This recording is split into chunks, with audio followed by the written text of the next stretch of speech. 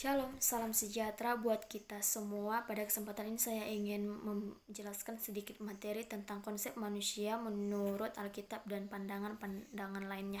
Nah, menurut teori evolusi, yaitu para antropolog, biolog, dan juga sosiolog itu mengatakan bahwa manusia itu adalah binatang yang menyusui. Ada juga yang mengatakan bahwa manusia itu adalah salah satu spesies di muka bumi ini yang memiliki badan tegap dan memiliki otak serta memiliki organisasi sosial. Nah, tetapi menurut kesaksian iman orang Israel yang tertulis dalam Alkitab Kejadian 1 sampai dengan Kejadian 3 yang mengatakan bahwa manusia ini dan alam semesta ini ada bukan karena terjadi begitu saja, tetapi melalui proses penciptaan, yaitu yang menciptakan adalah Tuhan Yesus Kristus, di mana pada hari yang pertama itu dijelaskan bahwa Allah menciptakan langit dan bumi. Sampai pada hari yang keenam itu Allah menciptakan manusia. Nah, pada hari yang terakhir inilah Tuhan menciptakan manusia. Nah, setelah itu dalam Kejadian 1 ayat 26 sampai 28 juga dijelaskan bahwa manusia itu segambar dan serupa dengan Allah. Dalam artian manusia memiliki kesamaan dengan Allah. Nah, ada beberapa tokoh yang mengatakan hal ini. Salah satunya adalah Origenes yang beranggapan bahwa gambar dan rupa Allah yang ada pada manusia itu adalah karena manusia memiliki tabiat dan berakal seperti Tuhan yang boleh menjadikan manusia itu menjadi teladan atau serupa dengan Allah. Nah, menurut para ahli lainnya yaitu seperti Martin Luther yang mengatakan bahwa gambar dan rupa Allah itu merujuk pada pengetahuan akan Allah yang sama dengan pengetahuan manusia, yaitu kebenaran, kekudusan yang dimiliki oleh manusia.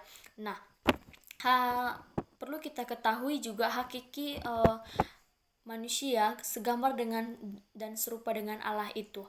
Nah, menurut gambar dan rupa Allah yang hakiki, yang substansial itu adalah Tuhan Yesus kita Kristus.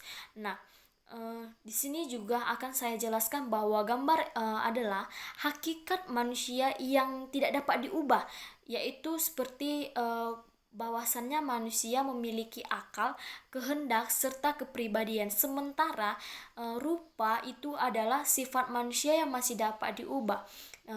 Dapat kita ketahui bahwa gambar atau tselem dan rupa sebagai diamorf yang memiliki dua istilah yang berbeda tetapi memiliki satu makna. Nah, itulah hakiki atau hakikat dari manusia segambar dan serupa dengan Allah.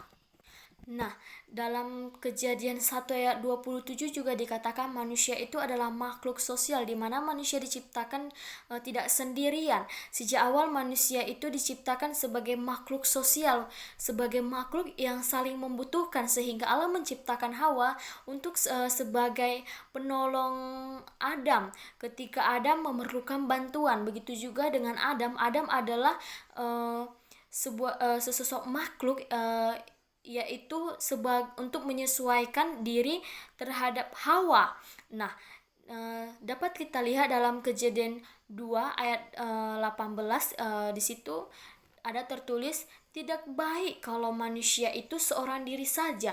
Nah, dalam artian Adam dan Hawa ini memiliki ikatan yang sangat kuat, keterkaitan untuk saling menolong. Nah, ada juga beberapa tugas manusia. Yang pertama itu adalah Tuhan memberikan tugas atau mandat kepada manusia untuk melestarikan atau menjaga alam semesta. Tetapi karena semakin modern, manusia itu menolak Allah sebagai penciptanya. Dalam artian manusia itu seperti yang kata para tokoh tadi yang mengatakan bahwa manusia itu seperti binatang yang menyusui, hanya menginginkan kebutuhannya saja, baik itu juga kebutuhan ekonomis atau juga kebutuhan pangan dia sendiri saja. Nah, ada juga tugas manusia yang diberikan Tuhan, yaitu beranak cucu, yang dari hari penciptaan sampai pada saat ini itu sudah terjadi, sudah terlaksana oleh manusia. Nah, itulah yang dikatakan adalah gender atau jenis kelamin sebuah penerus, baik itu laki-laki maupun perempuan, yang akan Tuhan berikan sebagai yang akan Tuhan jadikan sebagai pewaris untuk alam semestanya. Nah, kesimpulan dan implikasi yang dapat saya sampaikan adalah pengakuan dan penerimaan kita terhadap kisah yang telah saya beritahukan tadi sebagai media pernyataan Allah.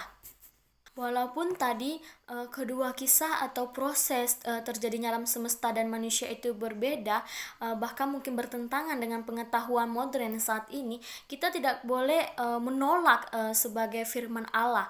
Implikasi lain bahwa kita tidak boleh memakai pengetahuan modern sebagai acuan untuk mengukur kebenaran pernyataan Allah lewat kedua kisah yang telah saya jelaskan tadi, karena kedua kisah itu didasarkan pada iman dan pemahaman tentang alam semesta yang pernah dimiliki oleh bangsa Israel 3000 tahun yang lalu. Nah, hakikat manusia sejak awal itu adalah makhluk ciptaan yang segambar dan serupa dengan Allah, di mana implikasi yang pertama adalah kita harus menerima kedaulatan Allah atas hidup dan tujuan hidup kita sebagai penciptaannya. Sama seperti kita, seperti tanah liat, kita ini sedang dibentuk dan Tuhan bebas untuk menentukan kapan saja kita hidup dan kemana arah tujuan kita hidup.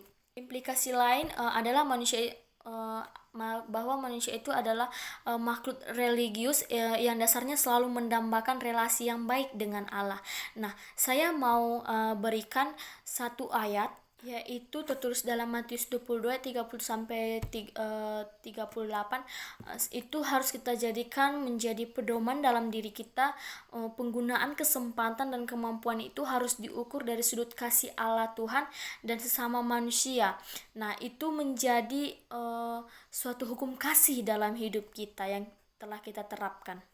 Nah, kita sebagai makhluk rasional yang diberikan kesempatan kemampuan untuk meneliti, mengembangkan dan memanfaatkan semesta ini, implikasinya itu untuk hal ini adalah kita boleh mengagumi dan memanfaatkan sedapat-dapatnya hasil dari kesempatan dan kemampuan manusia sebagai makhluk rasional. Tetapi kita juga harus bersikap kritis terhadap kesempatan dan kemampuan tersebut lewat kesempatan dan kemampuan rasional ini hidup dan kehidupan seluruh umat manusia dapat menjadi lebih baik ke depannya.